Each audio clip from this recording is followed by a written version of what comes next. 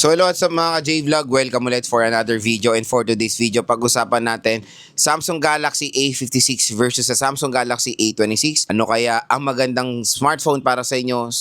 Tulad ngayon sobrang konti na lang ng kanilang price difference. Tara pag-usapan natin.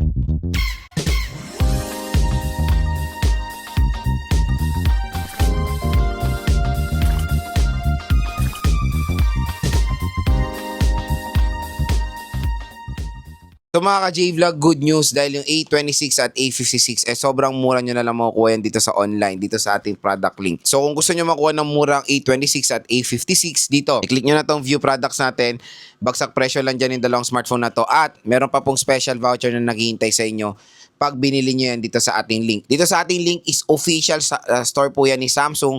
At pag nanood nga kayo dito sa ating video, may pala-collaboration kasi ang YouTube Shopping at ang online platforms kung saan makakakuha kayo ng mga malulupitang voucher pag galing kayo dito sa ating video. So, additional discount po yan mga ka-J-Vlog.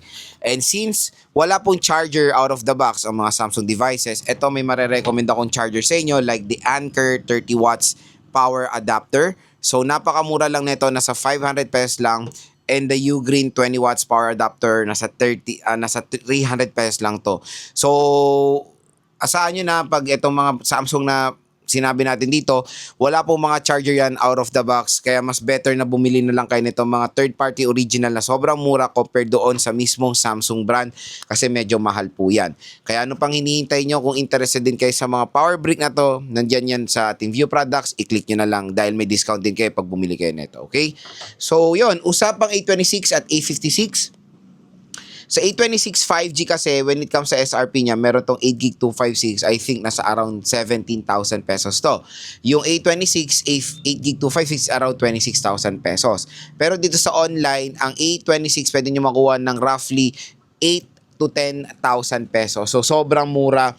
Tapos yung A56, 14 to 16,000 pesos. So, again mga ka-J-Vlog, unlucky po na makukuha yung discount dito sa dalawang smartphone na to pag bibili kayo sa Samsung Galaxy A26 at A56 dito sa ating online link ng official Samsung store. Pag bibili nyo to sa mall, SRP pa to. So, yan pa rin yung price expect nyo yan.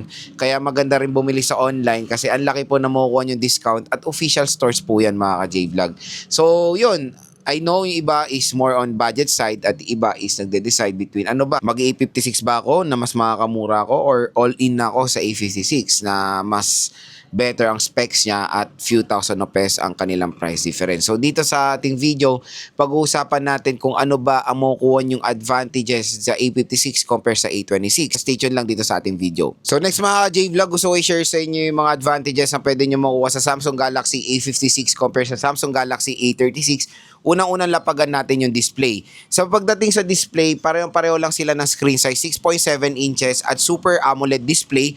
Pareho rin sila na merong 120Hz screen refresh rate. So kung ano makukuha nyo naman din na display quality sa A56, makukuha nyo rin sa A26. Ang nakakalungkot lang sa A26, notch display po ito. Hindi siya punch hole display hanggang ngayon. So yun pa rin yung hindi makamove on si Samsung even sa mga mid-range nila na naka-notch display. So again, mas better pa rin ang punch hole na yan pa rin yung nakaka-disappoint lang sa A26. At when it comes sa needs of brightness, yan ang isang advantage ng A56 dahil meron siyang 1900 nits of brightness compare sa A56 na 1000 nits of brightness. So pareho naman, so 1000 nits of brightness, malakas yan or maliwanag na yan. Pero mas maliwanag pa rin ang ma-offer ng A56 5G when it comes sa nits of brightness. Kaya kung gusto niyo ng extra brightness, go for the A56. Pero for me, sa A26, yung 1000 nits of brightness, mataas na po yan mga idol, okay? Sa battery naman mga ka-J-Vlog, pareho sila 5,000 mAh battery capacity. Pero ang lalamang ni Samsung nga doon is the charging rate. So 45 watt fast charging rate ang Samsung A56. Ang A26 is 25 watt fast charging rate. So napakalaking bagay din ng fast charging rate mga ka-J-Vlog. Kaya mas mabilis or mas matulin ang mapoprovide ng Samsung Galaxy A56. Pagdating sa build quality, mas premium ang build quality ng A56 compare sa A26. Ang A56 kasi is aluminum frame. Sa A56, sa A26 naman is plastic frame po siya. Although pareho naman yung likod nila is glass back, pero syempre mas better pa rin yung aluminum frame for me compare sa plastic na frame. Kasi yung plastic na frame, sobrang prone yan sa gasgas.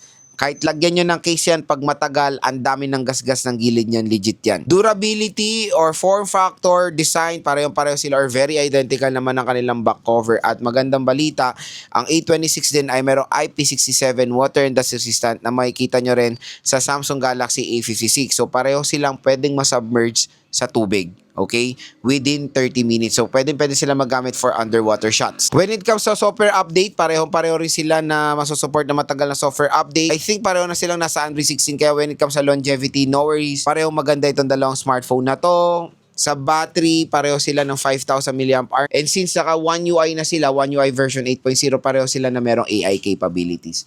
So yun mga J-Vlog, so far, advantages or similarities sila sa isa't isa. And hopefully nakatulong to sa inyong buying decision kung nagde-decide kayo between the A56 and the Samsung Galaxy A26. So yun mga J-Vlog, ang pinaka main question, ano ba ang mas better bilhin dito sa dalawang smartphone na to?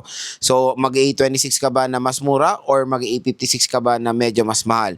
For me ko tatanungin, kung meron naman talaga kayong budget at kung gusto nyo talaga maging sulit ang A-series experience nyo, longevity na talaga ang tinitingnan nyo, syempre go for the A56. Ang dami pong mas better na specifications nito sa A26, kaya siya yung nasa top of the line. Pero kung budget talaga ang inyong concern or talagang naka-budget kayo, kung gusto nyo lang makita kung ang A26 ba ay kayang-kaya rin tumapat sa A56, definitely yes. Yung kung ano rin yung makukuha nyo sa A56 na ibang specifications, makukuha nyo rin naman sa A26 tulad na lang ng merong napakagandang display quality, triple rear camera system, napakatagal na OS update, battery capacity is okay, design, ergonomics, parehong-pareho sila mga J-Vlog.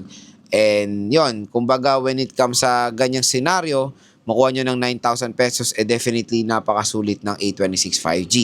Kung i-compare mo ang A26 5G sa mga ibang competitors niya, ang laki po ng advantages din ng A26 5G compare sa mga ibang competitors niya.